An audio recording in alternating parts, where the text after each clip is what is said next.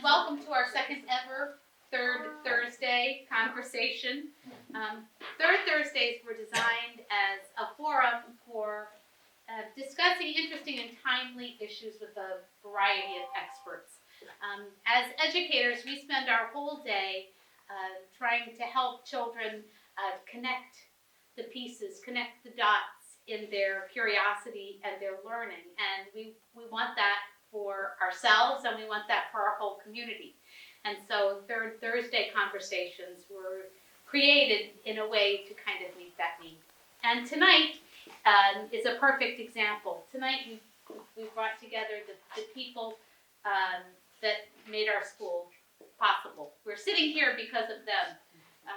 They designed it, they engineered it, they built it, and they landscaped it. And it's turned out quite beautifully, if I may say so myself. And so we're feeling very appropriate tonight at being the Thursday before Thanksgiving and having them here to talk about our school.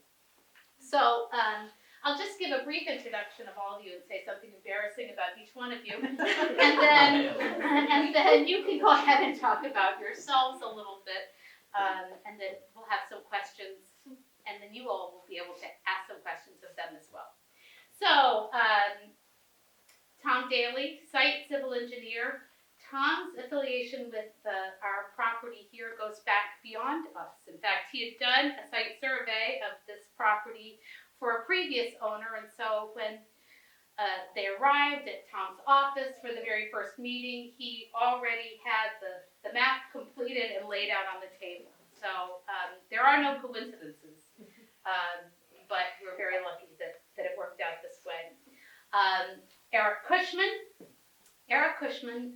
is Gilbane, all things excellent. He was our project king, and that works pretty well, right? Absolutely. That's worth the printing. So Eric was in charge of the build here, and the build from foundation to finished was 16 weeks.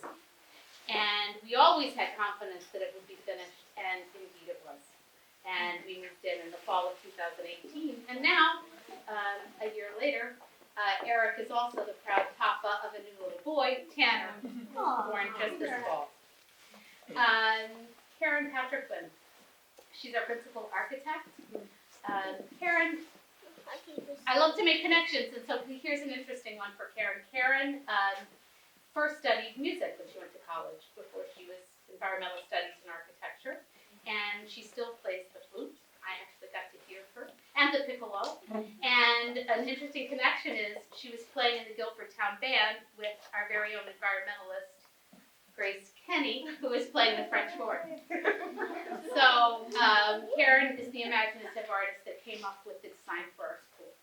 Paulo Campos, associate principal on our building. Paulo is the one that took the architectural designs of our school and created a virtual tour so amazing that when the school was actually finally built and we posted photographs on Facebook, some people thought that they were just renderings from the virtual tour. Pretty amazing. And he does many other things as well besides virtual tours. Our landscape architect, Jason Williams. So Jason was a farmer in Montana, and he started longing for art again. And he wanted to be an artist, and so he Googled 3 words, artist and farming, and landscape architecture came up. And we were so lucky that it did. So this is our amazing panel, and I'm going to now just turn it over to them to kind of say a little bit about yourselves and your trajectory here to Slate School, and maybe, something about the project that was particularly interesting to you. So I'll start with you, Tom, because you're closest. Sure. So once again, Tom Daly. I'm a civil engineer. So civil engineer does basically everything outside the building. Jason and I work basically hand in hand. Engineers are really good with straight lines. Architects are not good with straight lines, but the marriage between the two of us evolved in here. I mean, if it was an engineer, we'd have a straight road out there and everything. But so Jason and I worked hand in hand, and nobody wants straight roads. So Jason and I worked it's a partnership on that. But as Julie said, I actually stepped on this property probably 20 years ago, and somebody had a completely different vision. Sometimes we're lucky; those visions don't come to be, and we get a second chance, a second bite at the apple. And I can tell you that what Jennifer and basically all of you have created here is substantially, not even close to the same category of what the original plan was. So I mean, sometimes, and that's not uncommon. We see these properties time and time again, but it's a very unique project. We enjoy working on it. I think probably one of the most important projects is the friendships we made out of it. A lot of these things are mechanical, but Paulo, Eric, and I mean, we really consider ourselves friends and Jennifer, because it took that much to get here. So that's pretty unique about this. Typically, we do the project, we move on, but there's something different about what happened here. So Eric Cushman, Project King, I guess. Use that moving forward. So I work for Green Building Company. It's a construction management firm. So we hired on, it's probably about 20 different subcontractors to work on the project with us. They bring the tools and the manpower. At peak, there were probably about 70, 80 tradesmen and women on site here, working basically 6, sometimes 7 days a week to finish in the effectively 4 months that Julie spoke about before. So actually, to echo your point, I've been in the construction industry for 12 years now out of college, and this is the second project that I've wanted to come back to. And so my first job was at a hospital down in Bridgeport, St. Vincent's Medical Center. It was a big cancer center, parking garage, and emergency department. And I remember cutting the ribbon in their ED, and everyone from the hospital was standing around, and that first ambulance backed up. And it was kind of a weird feeling, because you were like, okay, yay, an ambulance is here. We built the hospital. And it was like, nice, because you're treating and you're curing the sick. Oh, but at the same time, it also stinks that they're there in an ambulance. And just to be able to come back here and read and participate in class and everything else, the community is phenomenal. It really was for us building more than a building. And so we're really proud of the campus, and it's a lot of fun to be here again tonight. Excellent. My name is Karen Patrickman. I have actually never been here at night, so it's actually really fun just to see it at night. It's really nice. It's fun. If Jason looked at farming and art, I think my mother was a doctor, my father is a composer, a musician, so I put those together, and of course, architecture came up, right? So I think it's definitely what we do every day is part science, part art, and we're just so proud to have been a small part and, a continuing part in what this has become. So Paolo Campos, Associate Principal Architect with Ashburn Architects. I joined Karen's office about 4 years ago. I previously worked at a large office out east called Centerbrook Architects. They've done a lot of work at Quinnipiac. So I'm actually very familiar with this area. I've done a lot of work at all 3 of their campuses. And huge projects, $100 million dormitories, the medical school, the law school. So I knew the area, I knew the building officials, I knew a lot about this. Met the Clarks through some random connections, and their vision was so daunting and yet so exciting. And to their credit, the greatest pleasure I had in this project was that they were not compromising. They said, this is what we are setting, this is the standard. And in construction, this happens all the time, that there's sacrifices made because of budget, because of schedule, because of quality, and they were completely uncompromising. And that was absolutely incredible to be a part of, but also to be pushed. I learned so much on this project, and I learned so much from all the other experts that are sitting with us today.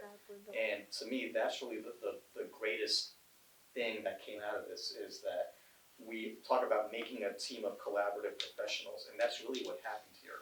To make it work, to get it through all of the approvals, to get through all of the permitting processes, to get it built in this incredibly short timeline, and to have it done well and still meet the vision and standard was just incredible. So thank you, Jennifer and Alexander, for taking us along for the ride. I'm Jason Williams, lead landscape architect with My Loan and Mac Broom. As Julie mentioned, I was a farmer in Montana, grew up an artist. And when the farming season ended through the winter time, I was a teacher at a Head Start in Montana. So working with children in the wintertime and working with crops in the summertime really kind of blended to give me something I think that I brought to the Slate School. And so when we started the project and Tom and I first got involved, as a landscape architect, we're most concerned with the land. Where are the buildings going to be placed? But then what are the resources on the land, especially for children, to be able to use for educational purposes? So the first time I came out here, I was so impressed. One, it's such a great landmass, but having these ecological niches from the wetland corridor that comes from through the site, upland meadow systems, the created pond, the stream channel, deciduous woodlands, evergreens, the bamboo that was growing that we removed. There's so many different pieces of these ecological parts to the site that I think I was really enthused to see that could be later used for the children. I think tonight we'll go through on how that is going. Awesome. Well, I was going to say a little something about the collaboration, but you guys have pretty much covered it. But I will say that it was absolutely astonishing to me to see how these people work together. And I just have a question. Did you ever all work together before? No. Right? I've worked with Paulo's firm many times, and then we've done work with Gilbane. So we kind of by ships passing in the night, but not to that level of relationship. Well, what was remarkable to me was the trust and the absolute support for big ideas and risk-taking, and it was just a beautiful thing to see. And just the fact that you were so interested in what the parks were proposing, what we were doing. So I just wanted to ask Karen, I wonder how does your process work? I mean, you have preliminary ideas that you get, and how do you? What is that journey like? What's the iterative process for you and your team? Well, I happen to have brought a few little props here. Ah, So I don't know how much you can see. Maybe you can just bring it up a little bit. We actually started with some little blocks, little foam blocks, and each of those blocks is a classroom, or a place to eat, or a place to gather, a place to read books, and we put them on paper. The paper was Tom's plan of the whole site. So the first piece is, how big is this going to be? How many rooms? Where on the site does it make sense to put these things? Then we started looking at something, and those were actually pretty big. At first it was I think it was supposed to be a K through 9 or something. I don't remember. It was a much bigger structure. And then at the same time we started looking at, well, what if we just had something smaller, that maybe we start smaller. So here we're looking at 4 to 6 buildings, and we didn't know yet quite exactly what they're going to be. Are they all classrooms? Do we need a place to eat? That's separate. How do we want to program? What we call a program. What space does what? And then we looked, for some reason this is in order. Then we looked again at many classrooms together, and what kind of shape do those start taking together? Here we have something that faces an inner courtyard, and obviously end up being something, but maybe all the classrooms face in the same direction. They're looking down at the meadow. So we look at these kind of things, and this is all on a table with these little foam blocks. And this is actually 2 pages worth. We don't need to do that. We all came on site one day, started taking some pictures to see where did it actually feel right to place buildings. It's a huge site, as we know. It's 25 acres. We're only actually using about 1 acre-ish, which is a great ratio. It means that the rest is conservancy. Yeah. And we realized that this area right here used to have a house and a barn and some other little structures. And it would actually be best if we built right there, because that's all going to have to be moved anyway. We're already disrupting the soils. So let's build where that's already going to be disrupted and leave all the rest of it natural. So that's where that came. And here we are, I think, really a month into it. We came back when it started getting more green. We were very excited about the way the driveway looked, but the driveway was not going to be wide enough. So we looked at the trees and saw one side of the trees are in good condition, the other not so much. So that's where we're going to make the driveway wider. And then soon we actually got into the idea of the courtyard. So here we are today, right here, and these are what these buildings are starting to feel like. So this was May. We had started in February. Then we start looking at the site itself and the buildings themselves, and starting to put this in 3D renderings. So these look like hand drawings, but they're all from the computer. This is Paolo's expertise, especially really looking at all the details and being able to visualize them really well. Both for us in the office, but also to be able to show anyone else who's interested in making this, helping make the decisions. So here's what it looked like for a little while. We started then working with landscaping and what this was always going to look like. And then we had an idea of the playscape was going to be over here and more about the planting. So this meeting was all about landscape architecture and playscapes and how that could all work. And then we started getting technical in the office. This is more in the office, but this is trying to still explaining what kind of things we are thinking of when we're thinking of a nature school. So what is it? What does it mean to be out in nature and talking about nature, learning through nature? And then how does that translate into a building? How do we make the buildings themselves really, really healthy environments, bringing in fresh air, bringing in sunlight, using very efficient systems so they're quiet, and also so you're not spending too much money or putting too much taxing on our environment, on the earth. And then here, this is about 6 months in then, we have the model that is over there, where we started, so we actually really put everything together. So the shapes of the buildings are there, the landscape is there, the driveway is there, we have the location, and that was roughly our 6-month first design period. So, Paolo, you touched on it a little bit when you were introducing yourself about the sustainability piece for you and how you became very educated about eco-friendly materials. And I'm just wondering, sort of, what was that trajectory for you? How did you first get interested in that aspect of your work? And what has that been like? Paolo is still the go-to guy for materials here. We talk to him frequently about things that we're using in the classrooms because we continue to be so committed that everything in our school will be of that high quality. So I was in graduate school when New Orleans was devastated by Hurricane Katrina. And I was in class with students at the Yale Forestry School, and we had a lot of discussions about, how do you improve the resiliency of locations like New Orleans. During that semester of study, it came out that a lot of the temporary FEMA trailers had formaldehyde in them, and it was causing all sorts of health issues.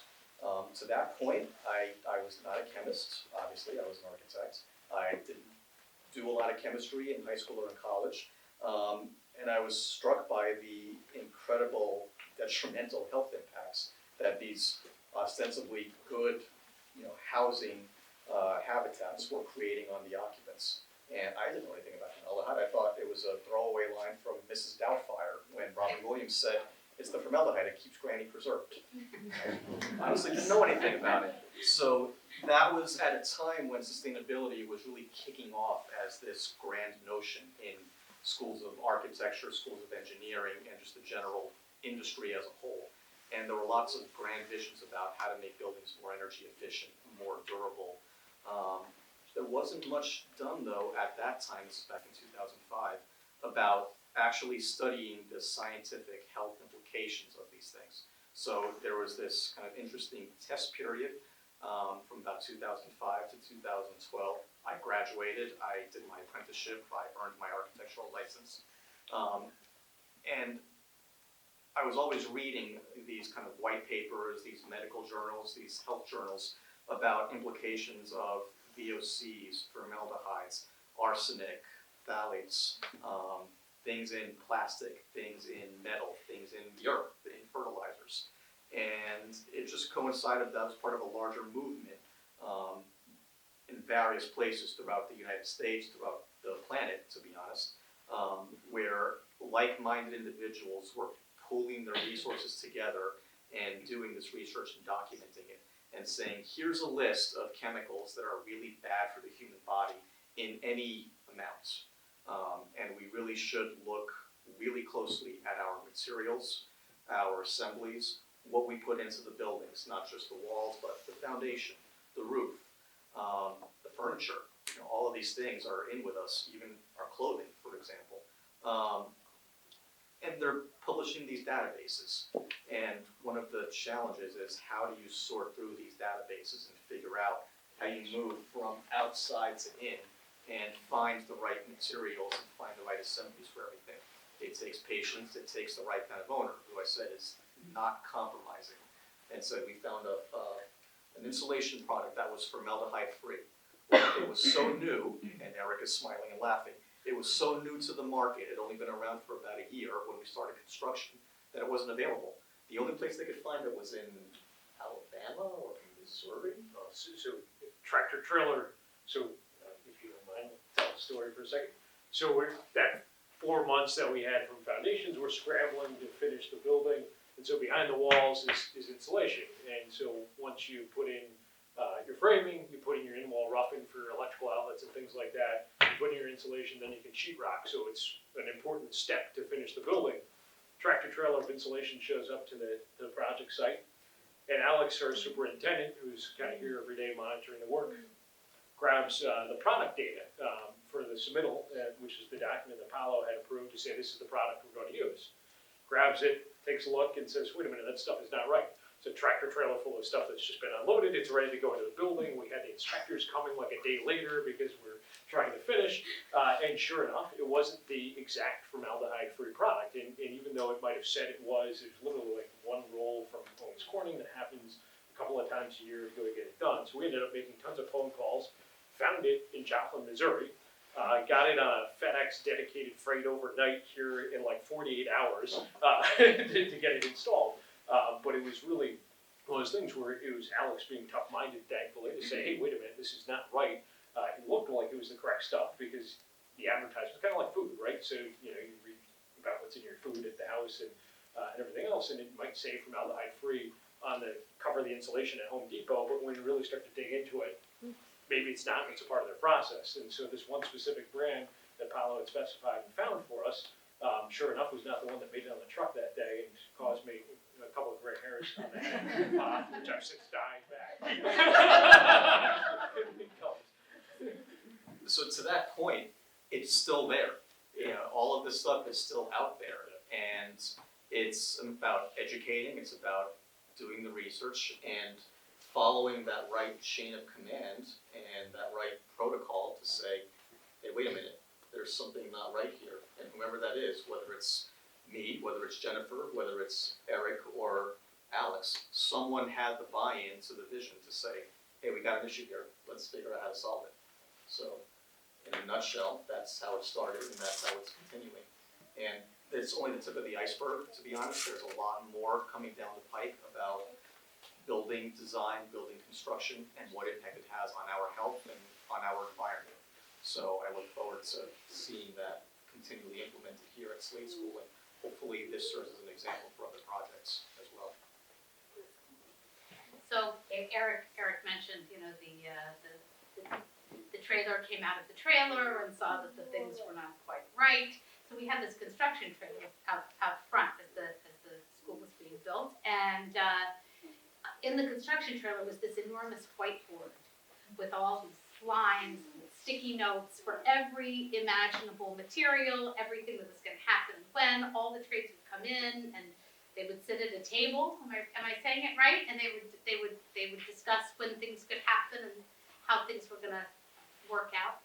And I'm just wondering, I found that to be such an incredibly powerful tool, just to see that in action.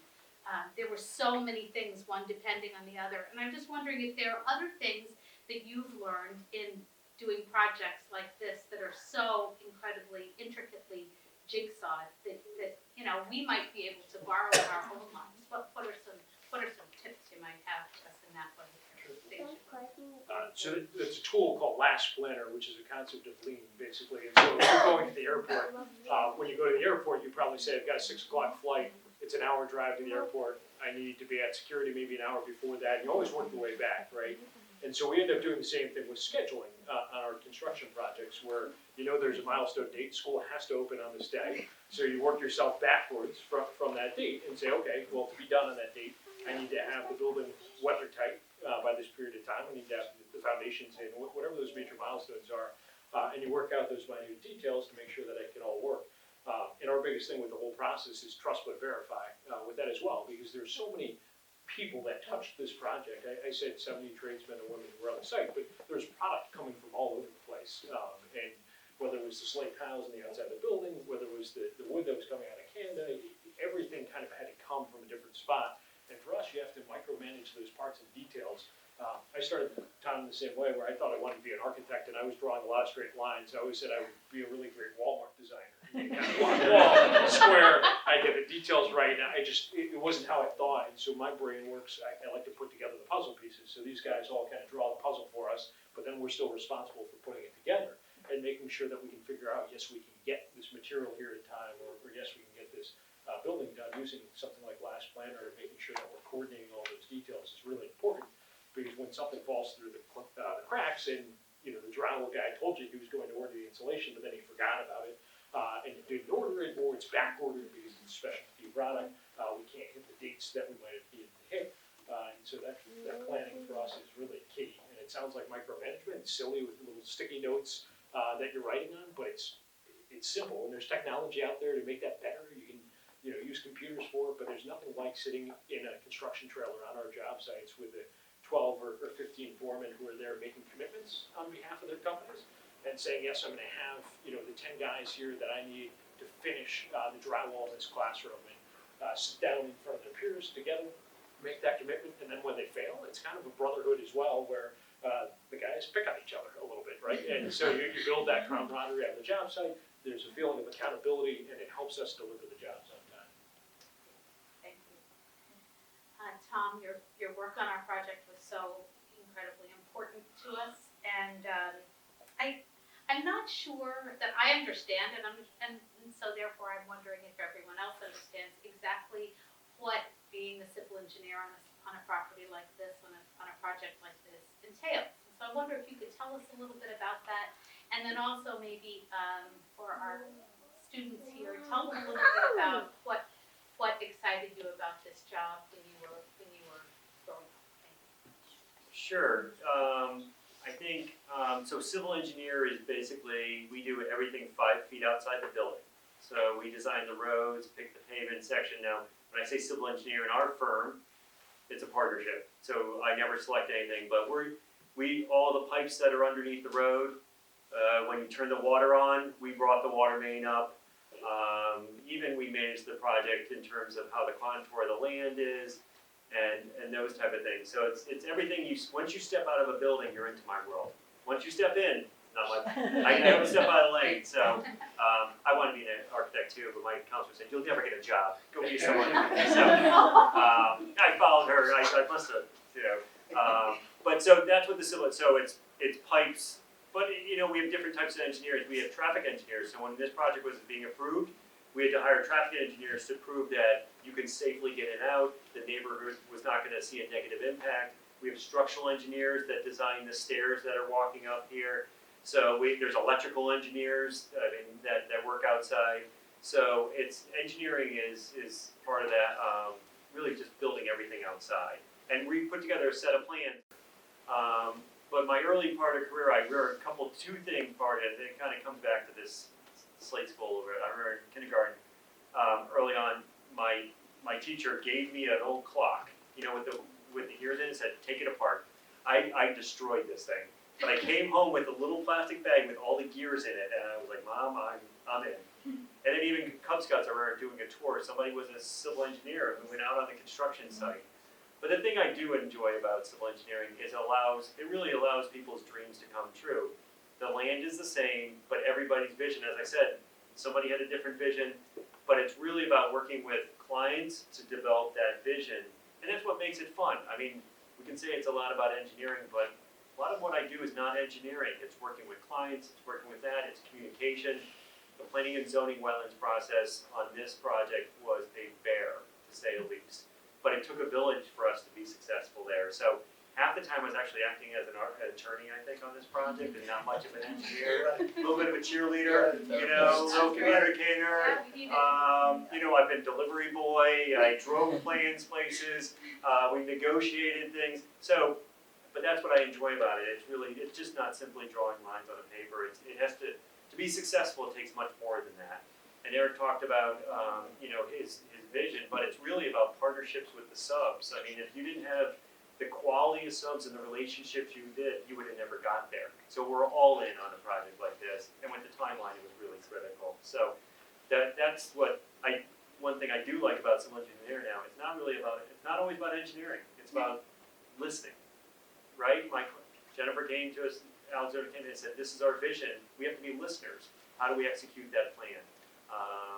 And that was the real fun part about it. And every site's unique, and every client's unique, and every piece of property is unique, and every town's unique. So I can tell you, after 25 years, I still learn something new every day. Absolutely do something new every day, and that makes it fun.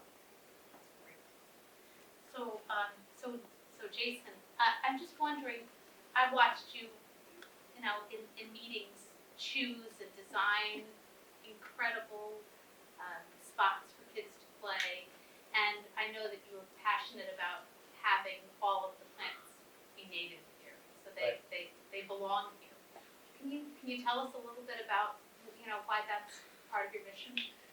Yeah, I mean, when we do for the most part, a project like this, we want to use all native plants. One, because this may sound a little strange, but like I mentioned in the beginning, there's all of these ecological systems on the site, and there's a ton of insects and birds that for the most part we don't see. We don't know what is going on. We don't know the interrelations with everything that is going on in the natural world. And so if we maintain native plants that really belong on the site, we know that we can improve pollinator species and really the entire circle of life that is happening from animal to animal. So we wanted to encourage the use of native plants, whether it be herbaceous perennials or shrubs or even the trees, and then even supplement some of the areas. So for an example, along the edge here, there's a deciduous forest that drops down into this stream.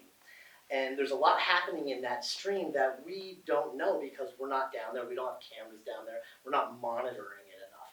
And so this deciduous forest rises up and then enters our school area here. So one of the things we wanted to do is we wanted to improve habitat along that deciduous tree canopy. So we planted a bunch of native viburnums, native elderberry along that edge so that we could provide food for birds that are perching up in the trees. So birds are up in the trees, they're looking at insects on the shrubs, they're going down, grabbing the insects, grabbing the berries from the shrubs, and same thing along all of the edges of the meadow here, where there's a lot of perch habitat for songbirds, which are declining in New England, especially Connecticut.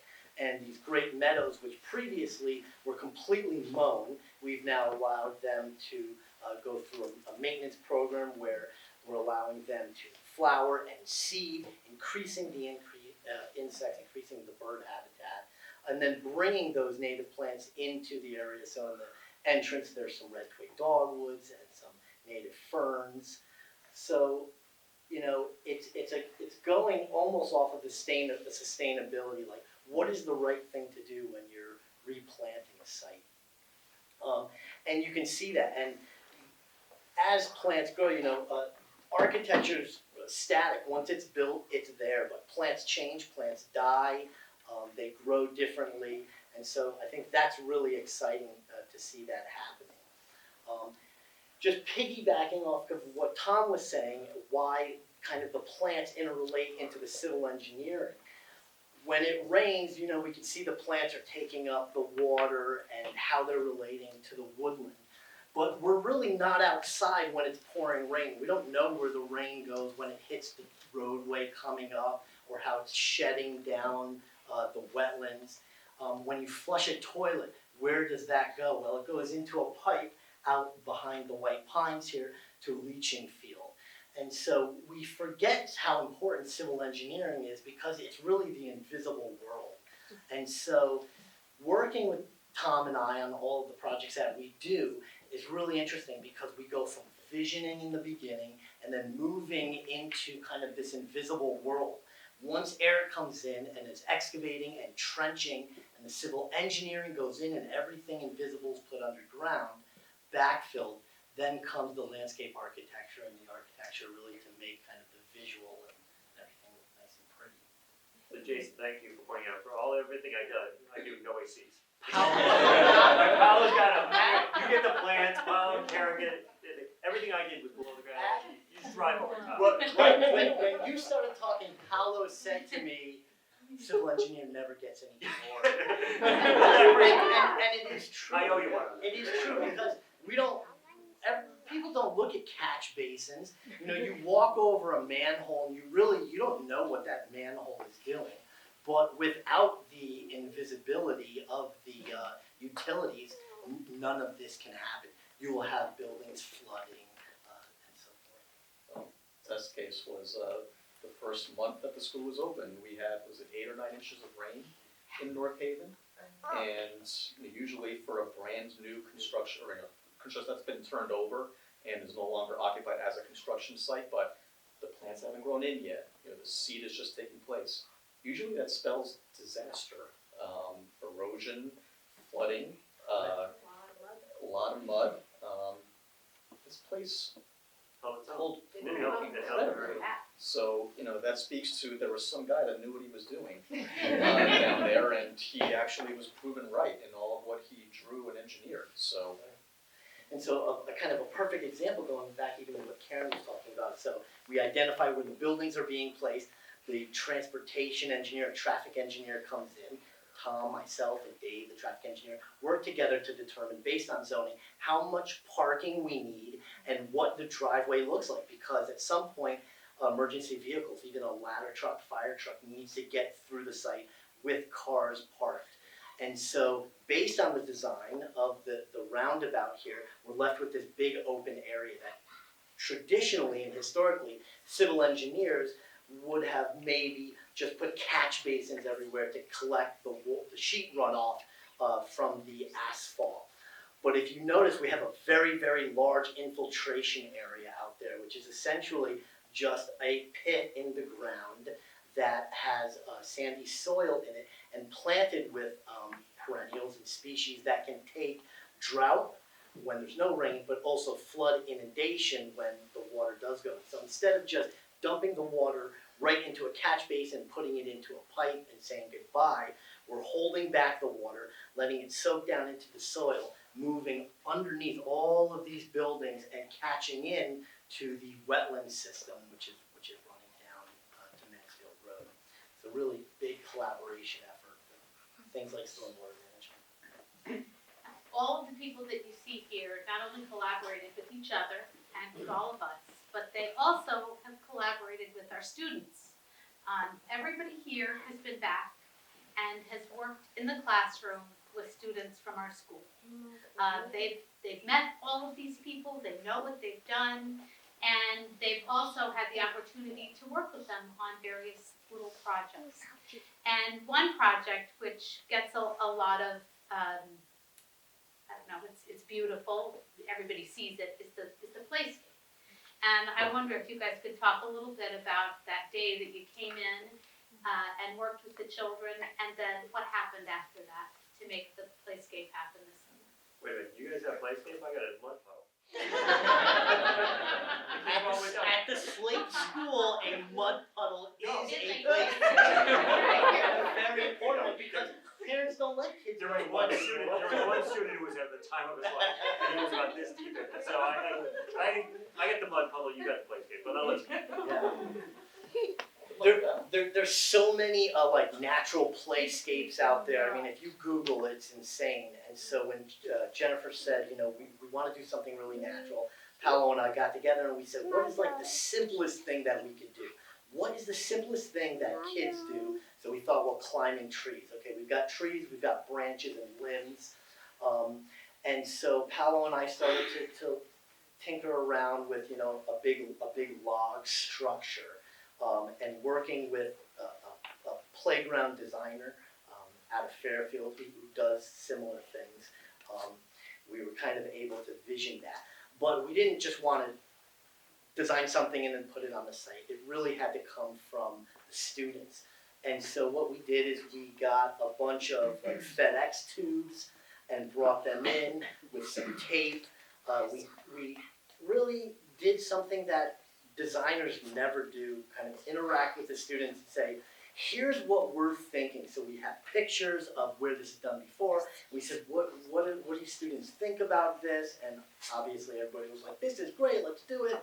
We took the tubes and built a model, took a bunch of pictures of that, and then kind of brought that to the builder of the playground and working with him, had him kind of create a design around what the students put together. And what was fun about it too is how many things you could do with those tubes. You put one together and then that meant that you could climb underneath it and make a little fort. Or you could make it something that you're climbing over and just having fun. Or you could attach a flag on it. Or you could attach it with rope. And then someone found a marble or something and it was going down the one of them. So they had a great time with it. There were two groups. And then, I think in the end, it was a combination of the ideas from the two different groups. We actually had pictures of them from different angles and actually brought those two ideas together for the playground. With playgrounds at school, at public schools, they're very, very safe. You cannot hurt yourself. You know, you can't fall off anything. And so what we're finding now is that for years, these super safe playgrounds that we built at schools are actually hurting students because they're not giving them the tools to step a certain way or grab onto something a certain way. And so the playground that the students designed that was built offers a little bit of, I don't want to say danger, but it allows them to think before they go and jump from one log to the other. Because before you make that leap on a traditional playground, you learn you're not going to get hurt. You're going to fall, there's barriers, you're going to be fine. But on our playscape, I think it provides a level of independence where the student says, there's a good chance if I make that leap, I could fall and get hurt. So maybe I should do a handhold here, a handhold here, and then make it. And then what happens is in first grade, they're holding on. In second grade, they're only holding on one hand. Maybe in third grade, they can make that stretch and make that leap. So, you know, way better than the traditional steel powder-coated playground you see in most schools. So I'd love to open it up and see if anyone has any questions for the panel. I'm sure they'd be happy to answer them. Anybody wondering anything? Why is the roof like that? Yeah. Yeah. Somebody's wondering the same thing. That's a great question. Sure. So that roof, it's called a butterfly roof. And one of the things that we've done, you know, it happens here at Garden and again at Grove. You see that rain chain where the water collects on the roof and goes down that little box and then goes down the chain. That's a way for us to say, here's where the water's going. It's all getting funneled into one spot, as opposed to the roof at your house, which is probably shaped like this.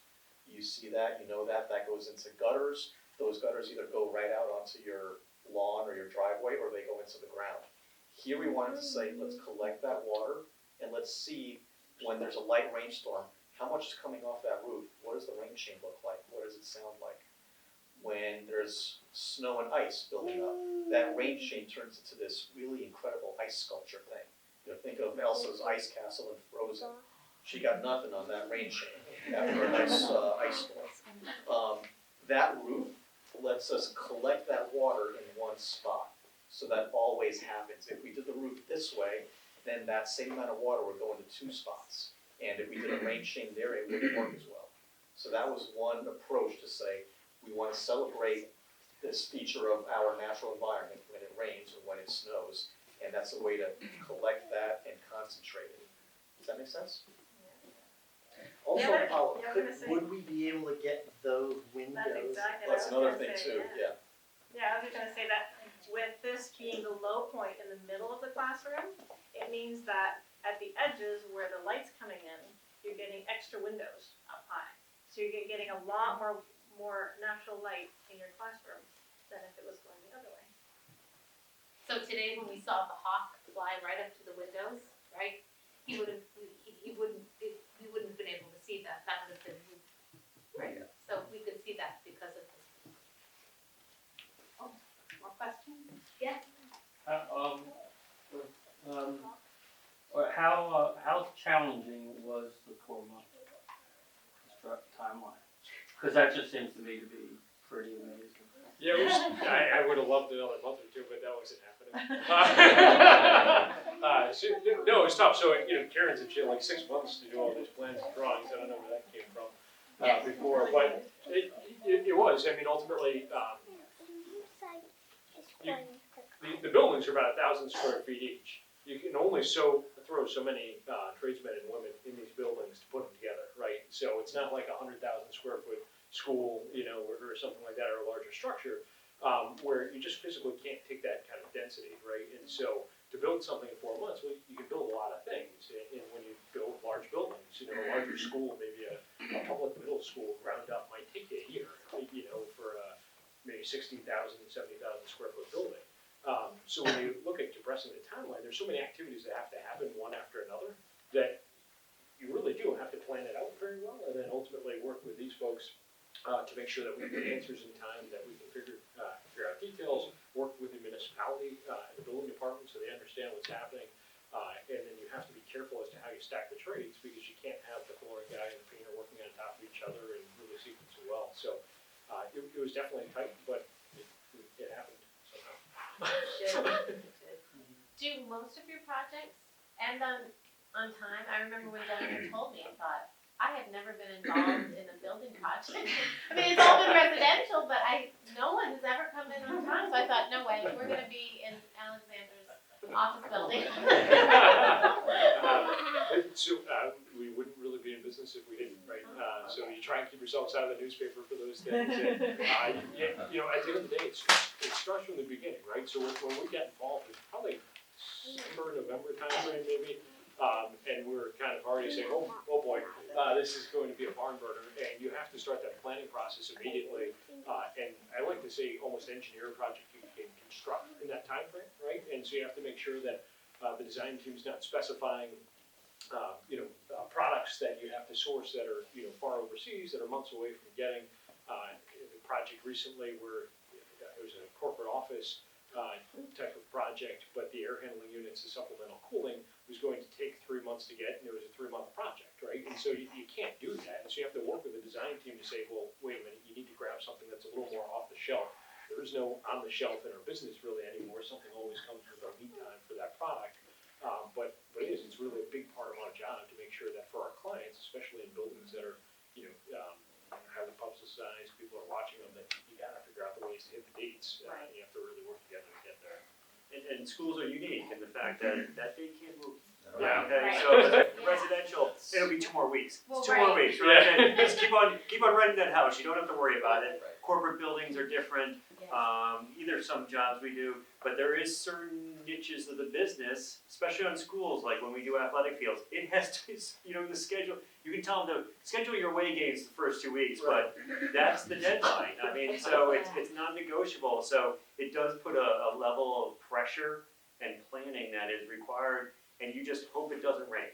That's what. Because the other thing is, you think about it, we're starting this I mean, it was spring, it was beginning of spring. Yeah. And a couple of bad rainstorms and the whole schedule was gone away. We did have those rainstorms, so, that's what never gets budgeted in that 4 months. I mean, we can sit here and say 4 months in Shangri-La, and it never rains, the sun's off, but you put 4 months in a natural spring in New England, it's crazy that these guys were able to get this thing done. Yeah. One of the things that I think a lot of people don't realize that I would never want to have Eric's job is when we produce the plans, we show how the plan is going to be built, and then we have details, how to build everything. But Eric just doesn't take those plans and start building it. What he has to do is go through every single item that's in that plan and send back to the architect, engineer, and landscape architect either a shop drawing of what that could look like, which probably will look just like our drawing, but could be a little bit different, but also a submittal, essentially the spec sheet of the material. At which point we get that, have to review it, and then get it back to Eric.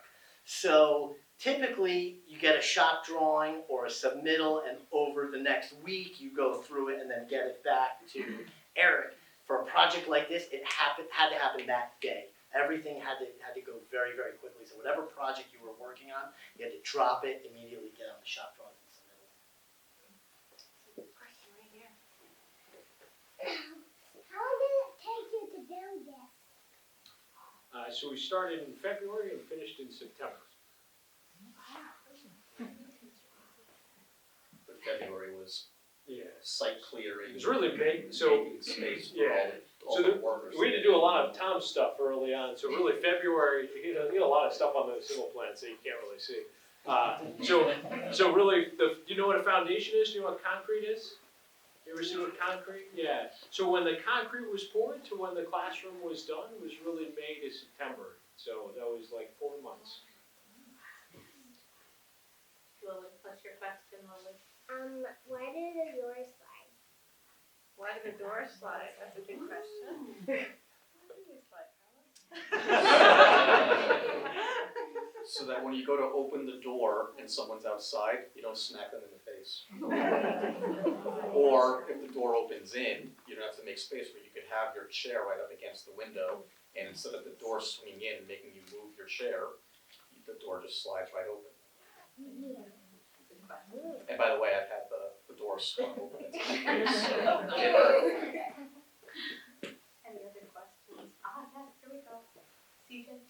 How many staff members do you guys have working in the background? We see you guys up here, but are there teams behind you guys? Are you guys it, or?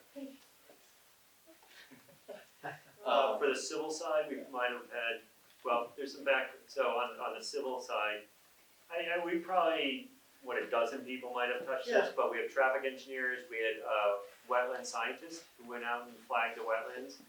Jason has at least one staff member who did a lot of the graphics, but we did do a lot of it. I probably had one civil, but I have somebody who's really good at water lines, and I had somebody that was really good with drainage, and another person who was really good at the septic system. So just on the site planning side, would you say a dozen? Yeah, probably a dozen.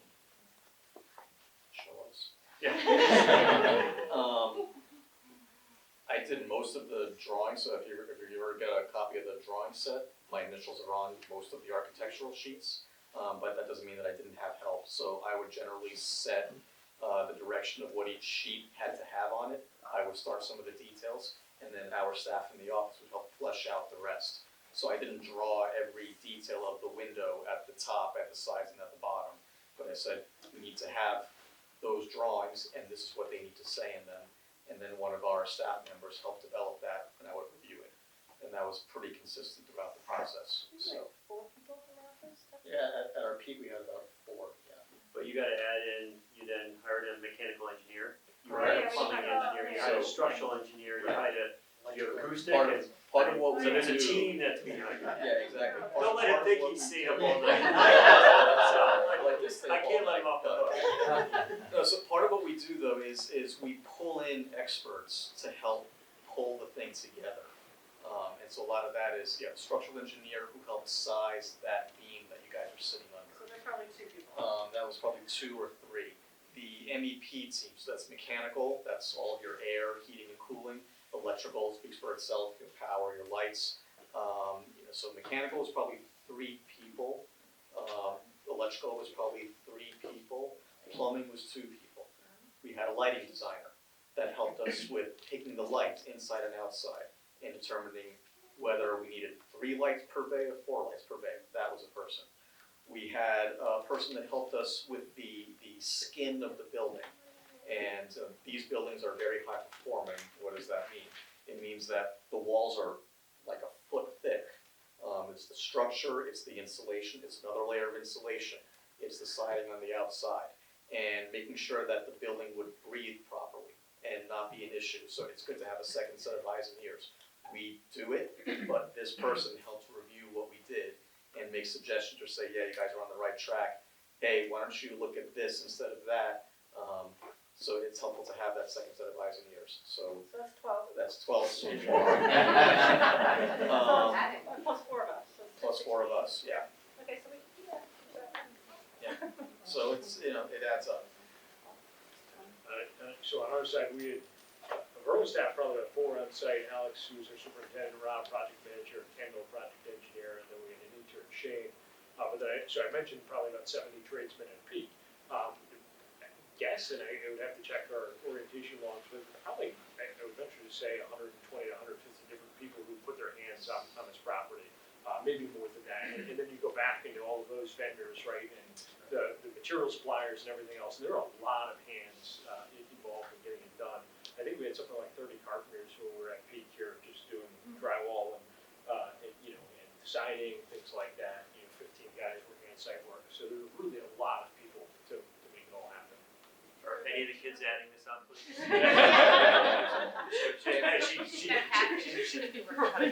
No figures. Another thing to mention too is that it's not just the people that were on kind of the designer construction side, but the town had people involved. You had the building official, the fire marshal.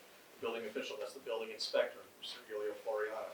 He had a series of inspectors that report to him, that report on the electrical, on the plumbing, on the mechanical systems, on the concrete and structure. The fire marshal and the fire chief had to come visit to certify the site was safe. Security and communications were a whole other trade that we didn't mention. So you're a ringleader, it really is. I want to say it's a circus because it is at least theoretically organized, but you have a lot of moving parts to any of these things, and that's true of any project. A lot of buildings that had, the lighting adjusts with the, time of day and all the, materials that don't off gas. I know that's more in the consciousness, but even, the whole thing is so amazing. Did you have to hire someone to, is that part or is that something you're specialized in? Okay. Yeah, that's something that we, our office, is one of our areas of practice and areas of focus, is to really, the reason why we work well together is because we both have a belief that this is what should be done. And so it's not hiring an outside expert to lead us in this. No, we are those experts because we're doing the research and we're living it ourselves, so. How many buildings have you built like this, green, totally green? Totally green, that's an interesting definition. It is. So, Green means different things to different people, which is interesting. Yeah. To some people it's great, high energy efficiency, so we built to that kind of spec. We built to, never to the extent of the materials as here, that's definitely the first. Yeah. So we built other parts where it was more, building efficiency, building envelope, and energy efficiency. So this was definitely a level above. Yeah, I don't want to say it's like a pick and choose, but, depending on the specific priorities of the owner of the site, of the program, there are things that get prioritized over others. So there's a project we're doing in New Haven right now that's an oyster farm. That has to be extremely high performing because you've got to maintain certain temperatures, you've got to move a lot of water, and so those building envelopes have to be extremely high performing. That's the priority. And plus they need to be flooded. They have to be flood-proof because they're on the river, so they need to be able to withstand a flood when Sandy comes in again and raises the Quinnipiac River 8 or 10 feet. So that's a green building to the owner, Right. That's not quite the same green as this project, because they don't care about daylight aside from at a greenhouse where they grow algae.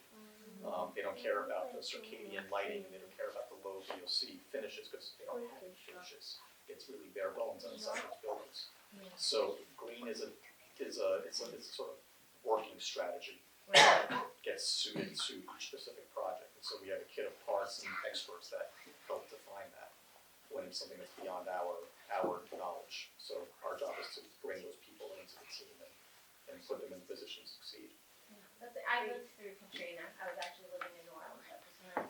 So, that's when I started to become aware. I also worked for a preservation group, so we felt the greenest building is one that's, historic and has already been built. But it was interesting how much environmental impact from the buildings themselves, ripping off the asbestos roofs and everything, the trailers. Oh my God. Yeah, you didn't realize formaldehyde is in almost every building material that's artificially produced in the factory. It's in plywood, it's in drywall, it's in any adhesive. And so we've made great strides to take that out, but there's still a ways to go. Right. I think we have time for a couple more questions. Mark? Each of you have talked about some, what I would just consider are some unique aspects of this particular project. Could each of you just quickly maybe identify one or two unique things that you'd want to call out about this project, whether it's a certain design element, whether it's that design element is outside or inside, the electrical, we talked about, you mentioned the circadian lighting, anything like that. What do you consider unique and that you enjoyed putting into this project?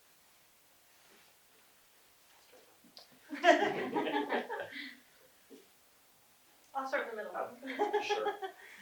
What I really enjoy about this project is how the day that we went from having a large building looking inward, it was all about having a courtyard that's outside, and there's no interior hallways. For us, that was an amazing moment where we have this courtyard, and you can see out to the corners of the courtyard, and it's really about being in nature. And it was a moment where these ideas of being a nature-based school became part of the architecture. That for me was a big one. One of the most unique things is that we're still sitting here. Like the project is built, so for the most part, when we build a project, especially schools, it's like, okay, bye. And some projects get built, you may go back once and never go back to again. But we're still involved in Slate School. Another funny thing that's very unique is this winter the kids were playing on the courtyard, ruined all of the lawn, and so springtime came and we said, how are we going to get this lawn back? We have an office in Portland, Maine, and I was up there having a lobster roll and looking out the water, and there was a sign that says, don't throw away, or don't put everything in the trash. Oh no, the kitchen had a sign that said shells or something for the lobsters, because they were going through so many lobsters. And so Jennifer said, how are we going to get this lawn back in like a month? And I said, oh boy, because we have to use all organics. So we used lobster compost on the courtyard, and 2 weeks, right through it. But it smelled like that would never happen at a school or a residence or really anywhere where there's going to be such potent smell. That's pretty unique. And something we learned. So now with the vegetable garden and the herb garden, definitely incorporating that picture. I had a really fun time bringing tech into this project. So what does that mean? So Karen showed some of the rendering stills, and I think a lot of you might have seen the virtual tour where Julie was actually speaking as you were flying through the building. And then a lot of the comments were that it was very true to life. That was awesome for me to hear, because I was the one sitting there modeling this thing virtually. Augmented virtual reality is becoming more and more of a buzzword, But what does that mean? That means that you're building these things in a virtual world to a level of detail that makes it seem like you're actually flying through a building. While that's becoming part of what we are supposed to do, it's not done on every project, nor is it valued by many people. And I really applaud Jennifer and Alexander because they really latched onto that as a tool for them to visualize this thing, to really understand what it was they were helping craft. And it was very rewarding for me to actually see that process bear fruit in such a substantial way. Because typically it's, all right, looks cool, nice rendering, the zoning officer approves, the funder approves, and all right, start building. It was really an integral tool on this project, and that's not something that's happened very often. So it was nice to see that. We also had to convince parents to come to a place that was not built. So I think that, I'm hoping that that video was a big help in convincing, or just being able to tell the story, really. I love the Slate on the facade. It's a really neat system to put in. You don't see that often. It's pretty, it's kind of not typical for commercial construction on the residential side. The coming back thing, I think, is just also a phenomenal thing.